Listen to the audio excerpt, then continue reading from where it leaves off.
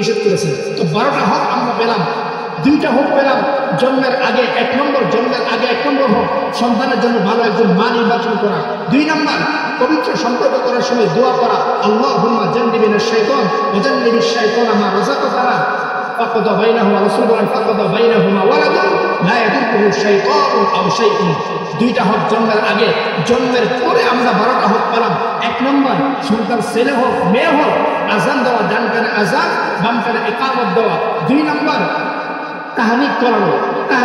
তাহনিকটা কি বুঝিয়ে দিয়েছি, কোন আল্লাহওয়ালা বুজুর্গের কাছে সন্তানটা নিয়ে যাবেন, তো আল্লাহওয়ালা বুজুর্গের মুখের লালা সন্তানের জীবনের সর্বপ্রথম খাদ্য হবে। 3 নম্বর হলো বরকতের জন্য দোয়া করা, সন্তানের বরকতের জন্য দোয়া করা। 4 নম্বর আকিকা দেওয়া।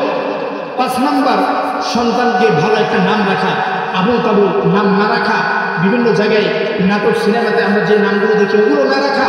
কারণ সাহাবিদের নাম কি, এক ফ্যামিলি আমার কাছে সম্পর্ক, সে বদলি সাহাবি, 313 জন সাহাবি। তো তার বড় সন্তান, তার নাম রাখছে আবু সিনান। আমি বললাম এই নামটা কোথায় পাইছে? বলছে হুজুর বদলি সাহাবিদের একটা লিস্ট দেখলাম, ওই লিস্ট থেকে আমি এই নামটা খুঁজে বের করলাম, আবু সিনান।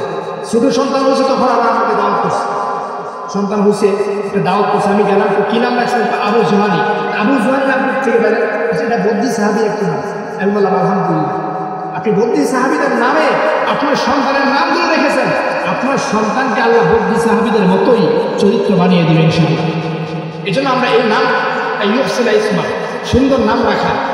5 নম্বর। 6 নম্বর হক কি, তারবিয়ত শিক্ষা দেওয়া, লালন পালন শিক্ষা দেওয়া, চলাফেরা শিক্ষা দেওয়া। উত্তম তারবিয়ত কি, নামাজের শিক্ষা দেওয়া, নামাজ বয়স হলে নামাজের জন্য আদেশ করা, শাসানো।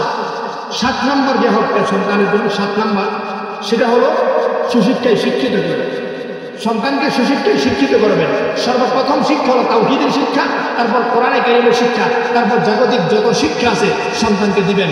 7 নম্বর। 8 নম্বর জীবিত অবস্থায় যদি কেউ সন্তানকে জমি লিখে দিতে চান, সম্পত্তি লিখে দিতে চান, সমান সমান দিবেন, রাসূলের কথা।